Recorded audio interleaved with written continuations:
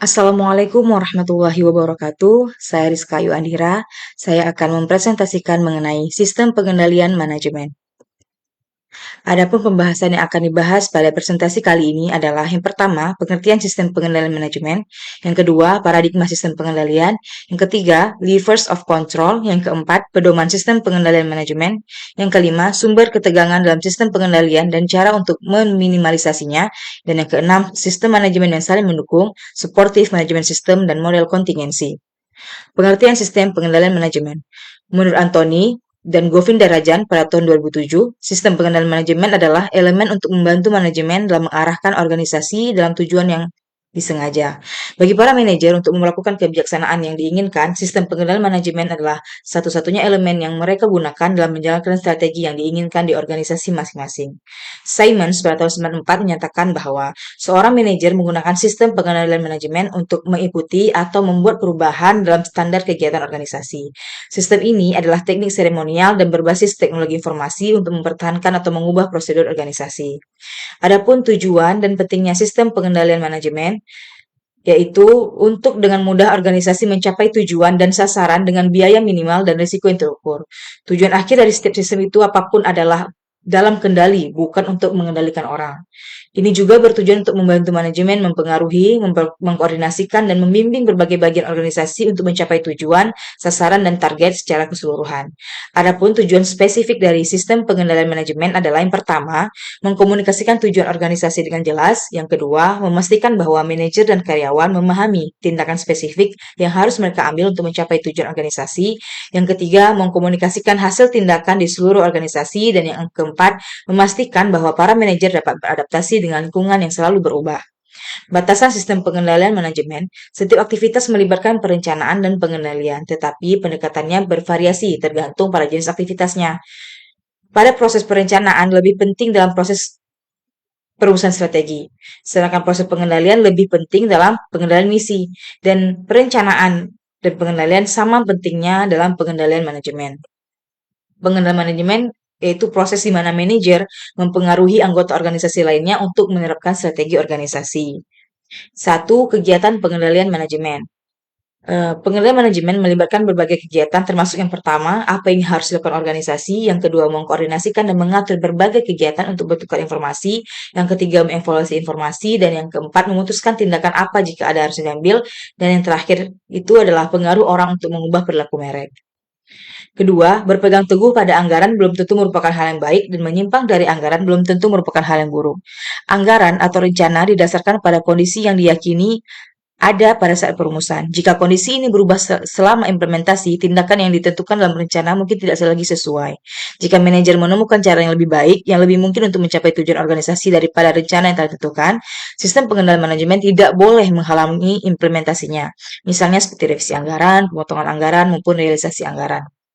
Yang ketiga, konsistensi tujuan. Tujuan organisasi menggambarkan bagaimana organisasi bermaksud untuk mencapai misinya. Misalnya seperti perusahaan mobil yang menentukan misinya untuk meningkatkan pangsa pasar dan profitabilitas. Dengan menetapkan tujuan meluncurkan model terbaru setiap tahun, menyediakan suku cadang yang berkualitas tinggi kepada pelanggan, itu memungkinkan mereka untuk mencapai misi mereka. Konsistensi tujuan itu berarti bahwa tujuan individu anggota organisasi harus konsisten dengan tujuan organisasi itu sendiri. Desain dan operasi sistem pengendalian manajemen harus benar-benar mempertimbangkan prinsip tujuan yang konsisten. Yang keempat, alat untuk menerapkan strategi. Sistem pengendalian manajemen membantu manajer mendorong organisasi untuk mencapai tujuan strategisnya. Oleh karena itu, pengendalian manajemen terutama berfokus pada pelaksanaan strategi. Selain pengendalian manajemen, strategi juga ditetapkan melalui struktur organisasi, manajemen sumber daya manusia, dan budaya. Keempat komponen ini berinteraksi satu sama lain dan tidak saling mempengaruhi yang tidak dapat dipisahkan. Kelima, fokus keuangan dan non-keuangan. Sistem pengendalian manajemen mencakup indikator kinerja keuangan dan non-keuangan. Indikator keuangan fokus pada garis bawah keuangan, yaitu laba bersih, laba atas ekuitas, dan lain-lain. Tetapi semua organisasi memiliki tujuan non-keuangan, yaitu kualitas produk, pangsa pasar, kepuasan pelanggan, penerimaan tepat waktu, dan moral karyawan. Yang keenam, membantu dalam pengembangan strategi baru. Dalam industri di mana lingkungan berubah dengan cepat, sistem pengendalian manajemen juga dapat memberikan dasar untuk mempertimbangkan strategi yang baru. Fitur ini yang disebut dengan pemantauan interaktif, menarik perhatian manajer pada perkembangan positif dan negatif, yang menunjukkan perlunya inisiatif strategis baru. Pengendalian interaktif merupakan bagian integral dari sistem pengendalian manajemen. Perencanaan dan perumusan strategi. Inilah proses di mana organisasi menentukan strategi atau arahnya, membuat keputusan dalam alokasi sumber dayanya termasuk modal dan personelnya untuk mencapai strategi. Berbagai teknik analisis bisnis dapat digunakan untuk perencanaan strategi, termasuk yang sering kita dengar yaitu analisis SWOT, yang paling sering umum dan sering digunakan. Perencanaan strategi sendiri dapat menjadi alat untuk merencanakan arah perusahaan secara efektif. Namun, perencanaan strategis itu sendiri tidak dapat secara akurat memprediksi bagaimana pasar akan berkembang dan masalah apa yang akan muncul dalam beberapa hari ke depan untuk merencanakan strategi organisasi. Oleh karena itu, inovasi strategis dan penyesuaian rencana strategis harus menjadi landasan strategis bagi organisasi untuk bertahan dalam lingkungan bisnis yang bergejolak.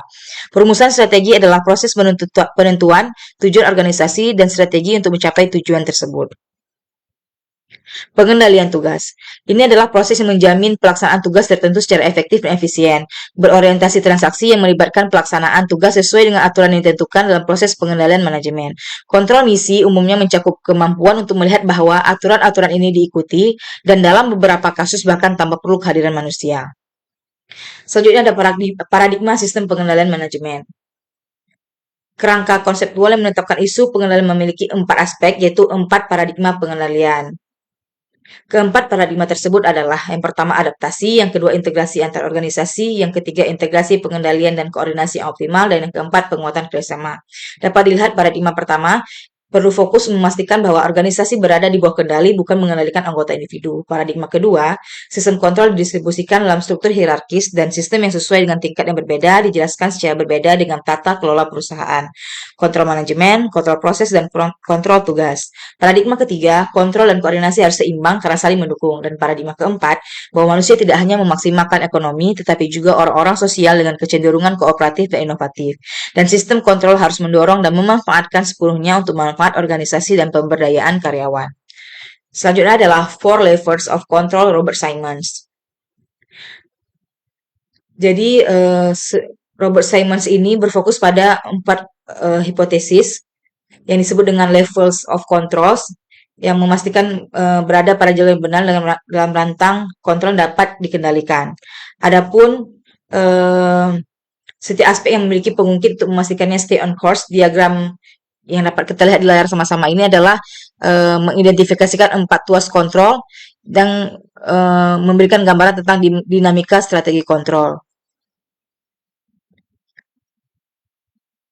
Jadi 4 Simon Levels of Control tadi adalah: yang pertama itu ada namanya nilai inti, itu dikendalikan oleh sistem kepercayaan seperti pernyataan misi, pernyataan visi, dan keyakinan. Yang kedua ada namanya risiko yang harus dihindari, itu dikendalikan oleh sistem batas seperti kode etik, metode perencanaan strategis yang ditentukan, peraturan akuisisi aset, dan pedoman operasi.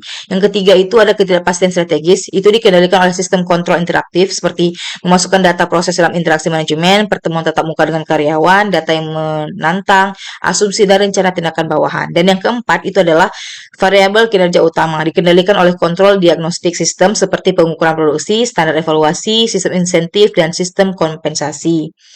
Menyeimbangkan 4 Simons Levels of Control. Keseimbangan ini memungkinkan untuk menyeimbangkan strategi seperti rencana, model, lokasi, dan perspektif pada saat yang bersamaan. Tingkat penerapan Simons Level of Control tertentu atau kombinasi yang sesuai dengan sangat dikontekstualisasikan. Oleh karena itu, untuk industri yang memproduksi produk standar seperti perlengkapan konstruksi pertahanan, sistem diagnosis akan berguna dalam banyak kasus. Namun, dalam industri fashion, sistem interaktif sangat penting dalam industri periklanan atau teknologi informasi atau penelitian dan pengembangan atau industri film. Sistem kepercayaan dapat menjadi sangat penting. Jika biaya dan risiko melanggar batas perilaku sesuai menjadi penghalang, sistem batas mungkin penting. Kombinasi ini juga tergantung pada struktur organisasi dan budaya organisasi. Organisasi biasanya memerlukan kombinasi semua sistem yang bijaksana dan hemat biaya. Menyeimbangkan ketegangan sistem kontrol, sejauh ini Orang telah membuat prediksi yang cukup optimis tentang penggunaan sistem kontrol dalam pencapaian organisasi, tapi cara sistem kontrol beroperasi tidak selalu membenarkan optimisme ini. Sarana untuk menerapkan sistem pengendalian harus menghadapi berbagai konflik pilihan dan konflik kepentingan. Selanjutnya ada 6 sumber ketegangan dalam sistem kontrol. Simon mencantumkan 6 sumber ketegangan sistem kontrol yang dibagi menjadi 3 kategori, yaitu A, B, dan C. Kategori A adalah ketegangan karena kebutuhan untuk membuat keputusan strategis, yaitu ketegangan antara keuntungan, pertumbuhan, kontrol. Yang kedua, ketegangan antara permintaan jangka panjang dan jangka pendek. Kategori B yaitu karena pemangku kepentingan, dan ketegangan yang disebabkan oleh perbedaan tujuan antara pemangku kepentingan adalah upaya yang diperlukan untuk membangun konsistensi tujuan secara imajinatif. Yang pertama ada ketegangan antara banyak pemangku kepentingan ingin mendapatkan bagian lebih besar. Organisasi tampaknya harus menguntungkan semua orang yang tertarik padanya. Dalam hal ini konflik kepentingan dapat terjadi. Yang kedua, ketegangan antara motif karyawan yang berbeda dan sering bertentangan. Yang ketiga, ketegangan antara ambisi profesional yang berbeda, tren, dan kemampuan fungsional dari departemen yang berbeda dari organisasi. Kategori C adalah ketegangan karena terbatas kemampuan kognitif manajemen karena rentang perhatian terbatas. Ada ketegangan antara kebutuhan dan keinginan untuk mencari peluang keterbatasan. Masing-masing ketegangan dan tekanan ini mungkin diperumit oleh fakta bahwa reaksi terhadapnya tersebar di pusat-pusat kekuasaan yang berbeda. Organisasi harus memastikan bahwa mereka selaras satu sama lain. Selanjutnya rentang kendali. Rentang kendali ini adalah sebutan yang berasal dari teori organisasi militer awalnya, namun saat ini lebih universal digunakan dalam manajemen bisnis. Spesialnya manajemen sumber energi manusia, rentang kendali mengacu pada jumlah bawahan yang dipunyai oleh seorang supervisor.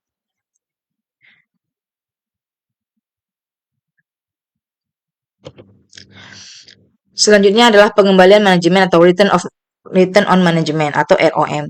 Rasio bisnis klasik mengukur kinerja laba atas ekuitas, laba atas penjualan, tetapi tidak terdapat yang dirancang khusus untuk mencerminkan seberapa baik industri mengimplementasikan strateginya. Masukkan return on management, rasio baru yang mengukur pengembalian dari sumber energi industri yang sangat jarang. Waktu serta tenaga manajer. Tidak semacam rasio bisnis yang lain, ROM merupakan ditaksir agresif, bukan persentase yang pas.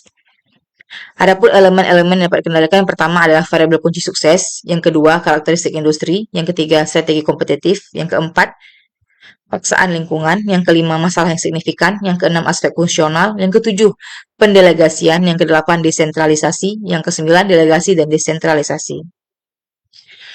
Selanjutnya adalah Mutual Support Management System atau MSM dan model kontingensi.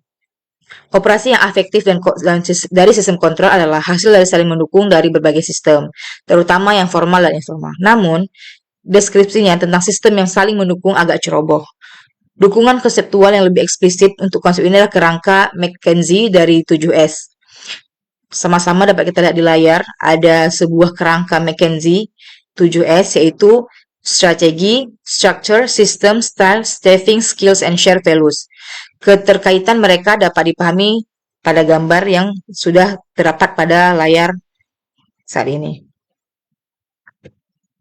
Jadi model 7S tadi yang pada diagram tadi itu maksudnya adalah yang pertama adalah staff, jumlah personel, bagaimana orang direkrut, diintegrasikan, dikembangkan, dan disosialisasikan dalam organisasi. Yang kedua adalah skills, berada dalam keterampilan, kemampuan, dan kemampuan unik organisasi. Dan yang ketiga adalah strategis, organisasi itu mampu memperoleh langkah-langkah strategis yang dipilih untuk mempertahankan keunggulan kompetitif dan mewujudkan visinya. Yang keempat, struktur organisasi, peran, dan kerangka kerja lain yang digunakan untuk memandu kegiatan. Yang kelima, sistem, mendukung dan menstandarkan proses dan sistem prosedural kegiatan formal dan informal. Yang keenam ada style of leadership, yaitu kepemimpinan metode manajemen puncak. Dan yang terakhir itu adalah share values, yang digunakan untuk memandu perilaku organisasi. Sekian presentasi yang dapat saya sampaikan pada kesempatan kali ini. Semoga bermanfaat untuk teman-teman semua. Mohon maaf atas segala kekurangan. Wabillahi taufiq wal hidayah. Wassalamualaikum warahmatullahi wabarakatuh.